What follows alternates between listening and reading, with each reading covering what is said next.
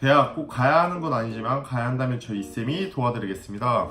안녕하세요. 입시 컨설턴트 이쌤입니다. 오늘 여러분들과 함께 나눌 이야기는 비교과란 무엇인가에 대한 이야기입니다. 고등학교 1학년 학생이라든지 고등학교 2학년 학생들 또는 학부모님들 같은 경우는 비교과가 도대체 뭐야? 도대체 그 비교과 하는데 비교과가 도대체 어떤 겁니까? 라고 궁금해 하시는 분들이 많으실 거예요. 근데 비교과란 어떤 거냐? 먼저 이름 그대로 교과가 아니다. 비교과 해서 비교과거든요.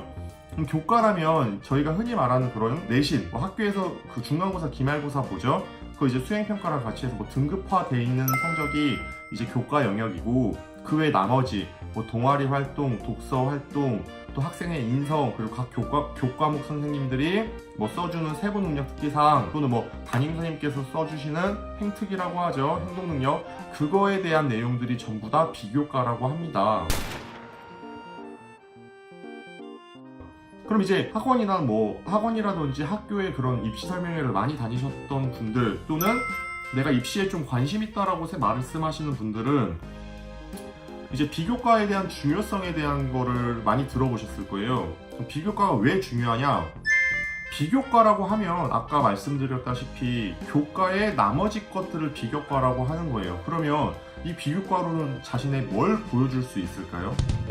네, 여러분들도 아마 분명히 대답하셨겠지만 자신의 그런 전공적 합성이라든지 또는 학업 능력을 제외하고 자신의 그런 발전 가능성 또는 인성까지도 보여줄 수 있는 부분이에요. 근데 방금 제가 이야기를 하면서 학생부 종합전형의 4대 요소를 벌써 말씀드렸거든요. 학업 능력, 전공적 합성, 발전 가능성, 인성. 보통의 학교들이 학생부 종합전형에서 반영하는 것이 이 4대 요소인데, 교과에서 학업 능력을 보여줄 수가 있습니다. 자신의 등급이 어느 정도인지, 내가 얼마만큼의 그런 학업적인 능력을 가지고 있는지에 대해서는 충분히 보여줄 수 있지만 비교과 영역들을 통해서 나머지 세 부분을 보여줄 수가 있는 거거든요. 그렇기 때문에 자신이 1학년 때 또는 중학교 3학년 아니면 늦었으면 고2, 너무 늦었으면 이러면 안 되지만 고3 학생들까지 자신이 이제 비교과를 채울 때는 그런 자신의 진로라든지 어떤 식으로 전공을 잡아야 되는가에 대해서 먼저 포커스를 맞추고, 그리고 그거에 맞춘 부분에 있어서 나머지의 그런 독서 활동, 동아리 활동, 그리고 교과 세트까지, 그 교과 수행평가 주제 발표라든지 이런 부분까지도 맞춰주셔야 됩니다. 그래서 자신이 먼저 맞춘 후에 그거에 따라서 활동들을 해주게 되면 생활기록부의 이제 비교과 영역들은 이제 충분히 채워지는 그런 거겠죠. 그리고 이제 학교나 기본 입시 설명회에서 중요하다고 말하는 그런 비교과 영역 채우기는 지금 제가 방금 말씀드린 그렇게 먼저 계획을 세우고 활동들을 한 것들이 이제 생활기록부에 들어가면 채워진다라고 하는 거거든요. 그렇게 이제 채워주시면 될 것 같습니다. 그리고 이제 비교과라는 것이 학생의 전공적 합성, 발전 가능성, 인성 이런 부분들을 보여주는 거다라는 점만 여러분들이 생각해 주신다면 왜 생활기록부를 채워야 되는지에 대해서도 이제 조금은 납득이 되실 거예요.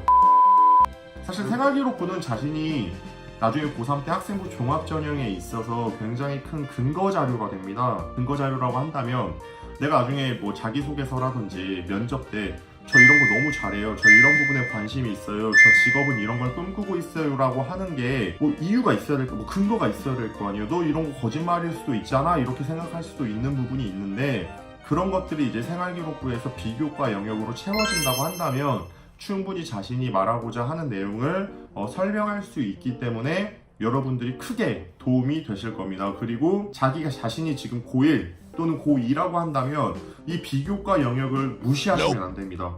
절대 무시하시면 안 되고, 이 부분의 중요성에 대해서도 충분히 이해를 하시고, 고2 여러분들도 지금 늦지 않으셨어요. 물론 지금 여러분들이 한 2개 학기 정도가 남았는데 이 2개 학기를 어떤 식으로 작성하는지에 따라서 또 나중에 대학의 그런 이름이 달라지고, 또 자기가 어떤 학과에 전공하고 싶은지에 대해서, 그러니까 전공이 달라지기 때문에 여러분들께서 분명히 준비를 잘 해주신다면 나중에 고3 끝나고 웃으실 수 있을 거예요. 아주 편하게. 그리고 고3 때 내가 어떻게 학교를 가야 되지? 라는 그런 막연한 고민도 안 하실 수가 있게 되는 거죠.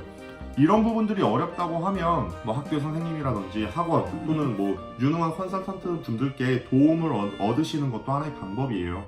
근데 사실 비교과 영역은 학생 본인 스스로 얼마나 하느냐에 따라서 달라지는 것이기 때문에 학생 본인 자체가 굉장히 중요하게 되겠죠. 여러분들 오늘 저와 함께 비교과 영역에 대해서 조금 알아보셨는데 많이 도움 되셨나요? 도움 되셨다면은 좋아요와 구독 눌러주시고, 요즘 이 구독자분들이 뭐 많이 늘긴 하지만 생각하는 것만큼 그렇게 많이 늘진 않네요. 여러분들 구독 눌러주시고, 궁금하신 것들은 뭐 댓글 남겨주시면 제가 읽어보고 답변 드리도록 하겠습니다. 영상 시청해주셔서 감사합니다.